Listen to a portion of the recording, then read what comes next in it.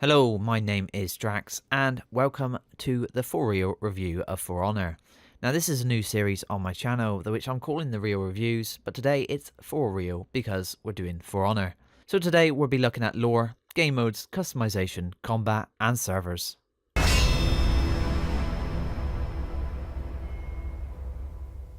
Now, lore may be not important to some watching, but for me it's a big part of the games I play and the movies I watch.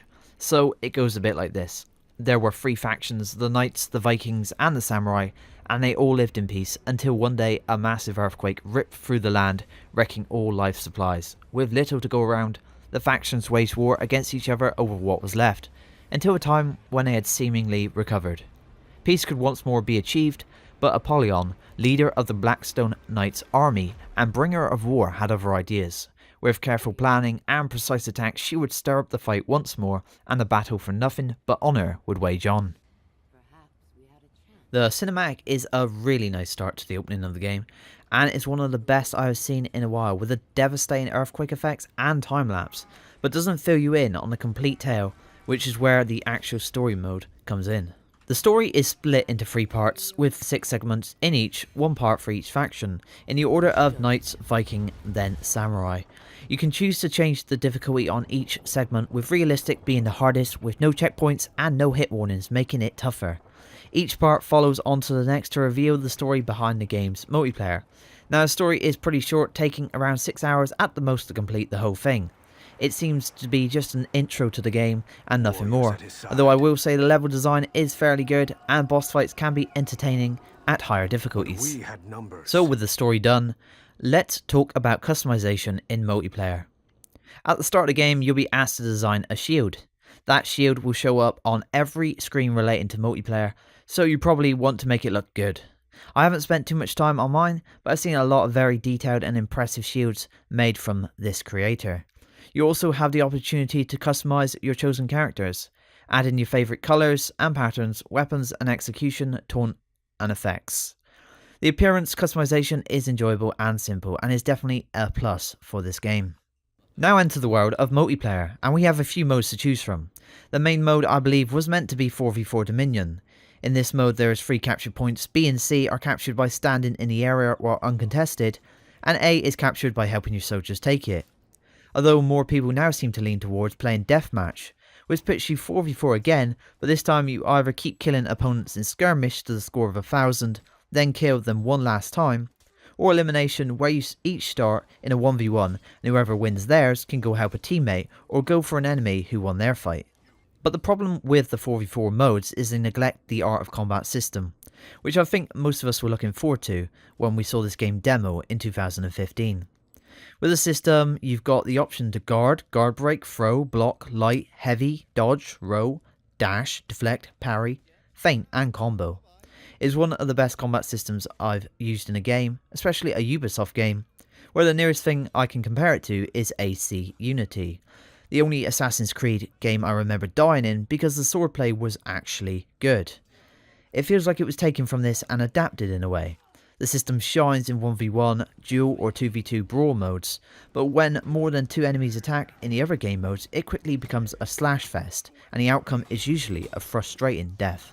Sometimes though, against the odds, you can pull off a 4v1 using the in-game revenge system. Multiple blocks fill your revenge meter and you can trigger it for an all-round boost.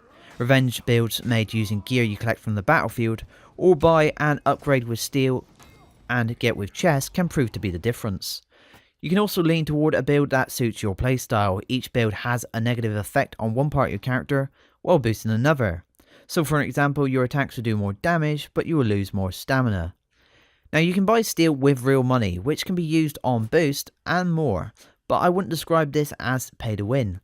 It's more a play to win game, as level and skill make the biggest difference. Level equates to better gear pickups, and gear does seem to be the answer to the combat system's downfall in these 4v4 modes, as the dual modes don't use gear modifiers and focus on skill instead to create a competitive mode, which seems like it was intended for esport tournaments maybe. Now I have to say my favourite modes are 1v1 duel, 2v2 brawl and 4v4 elimination, but I can't just keep playing these all the time. With Dominion and Skirmish that makes 5 modes and it really isn't enough.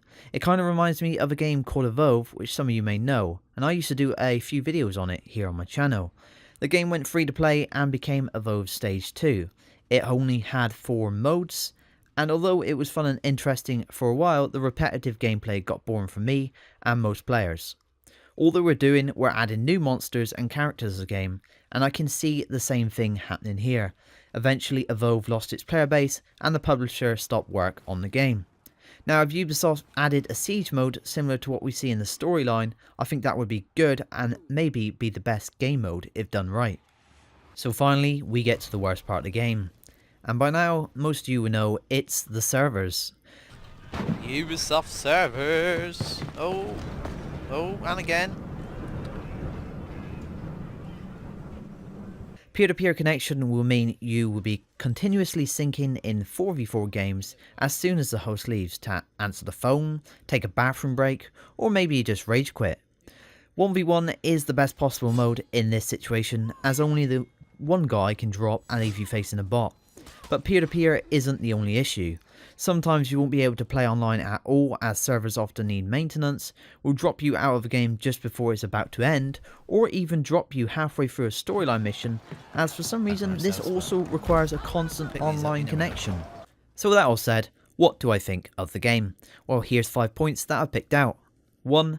I could have played more story. I doubt I will replay it, but I actually enjoy certain parts of it, and I wouldn't mind a more in-depth story for each character, but I gotta make it work offline. 2. This early into the game and I'm already bored of what it has to offer in the multiplayer. The mini mode is not big enough for a main game mode, and it could do with a siege mode. I was thinking of a game called Tiger Knight Empire War, which has a siege mode, and although the combat system isn't great there, siege mode is pretty good fun, and something similar here would be nice. Maybe we'll get that mode in the future, but it could be a DLC. 3. Customization is great, both with skills and appearance. You can really make your character and designs feel unique and fun. 4. The combat system is brilliant, easy to learn, but hard to master, and best in 1v1 or 2v2 fights. Now 4v4 you can use gear loadouts to beat the odds when multiple enemies attack, but I feel this creates an imbalance when you're one-on-one in these modes.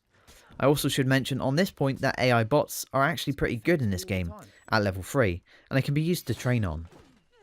5. Servers, simply put, are trash and they let the game down, and they should be dedicated.